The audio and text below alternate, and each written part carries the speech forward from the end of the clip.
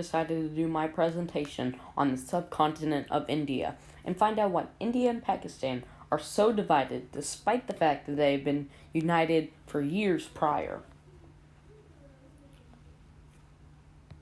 One way you can see the cultural shift between the two countries is the rise of nationalism, which can be seen at the Wagatari border ceremony, where there's a ceremony between the two countries' borders and has lasted since 1959, where both countries conduct elaborate dances to show off their countries and where people come to watch and get face paint of flags of their countries. But first, let's add some background to the subcontinent of India. Before colonial rule, the subcontinent of India, which will just go by as India, was a very rich and essential trade route. And the physical systems of the region allowed them to have abundant resources, such as coal, salt, iron, and spices. In fact, it was so important that is what caused Christopher Columbus to attempt to find a quicker trade route to India. Soon, though, in the early 17th century, many major powers such as the Dutch Empire, England, France, Denmark, and Norway all established major trade posts in the region. And the East India Company, who were an imperial agent of the British, controlled regions in India in the mid-18th century until a rebellion occurred where the British Parliament decided to annex the territories. In the late 18th century, though, France and Britain struggled for dominance over in the region. By the mid-19th century, Britain had gained indirect or direct control of India.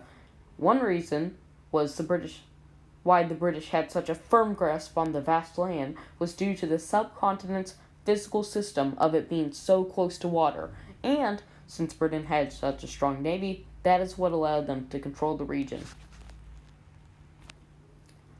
So, when Hitler invaded Poland in September of 1939, the British and France joined the war against the Axis powers. This put much strain on the British Empire's resources and economy.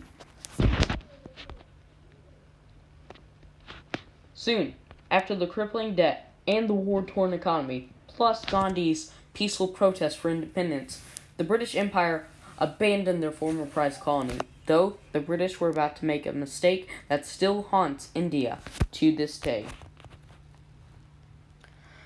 The partition of 1947 is arguably one of the worst atrocities of the British Empire.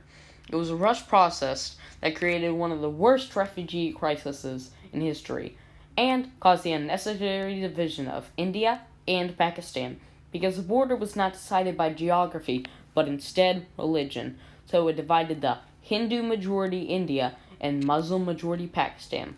So, 10 to 15 million people were displaced, and this caused much violence and fighting, and it's estimated that 200,000 to up to 2 million people died due to the partition.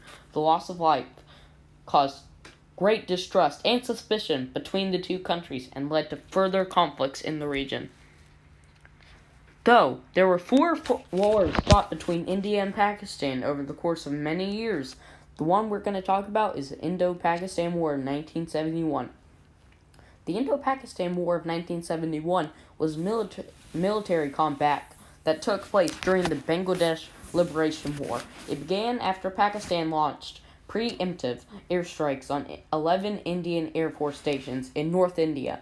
Battles on the western and eastern front soon began, until India had air superiority in the eastern front of the war. The war resulted in the independence of East Pakistan, also known as Bangladesh, and cost nearly 3,000 Indian lives and 8,000 Pakistan lives. The Indian and Pakistan rivalry has had cross-border terrorists, and a poll conducted in 2017 shows that Indians have an 85% negative view on Pakistan, and in August of 2019, Pakistan and India have been downgrading their diplomatic ties between each other. Plus, they both have nuclear weapons, and they have the biggest cricket rivalry in history, so that really ups stakes. Themes of geography. This is how the themes of geography are related to this presentation. The location of India led to Christopher Columbus attempted to find a quicker trade route. This is because the region had a lot of natural resources, so the British and French wanted it.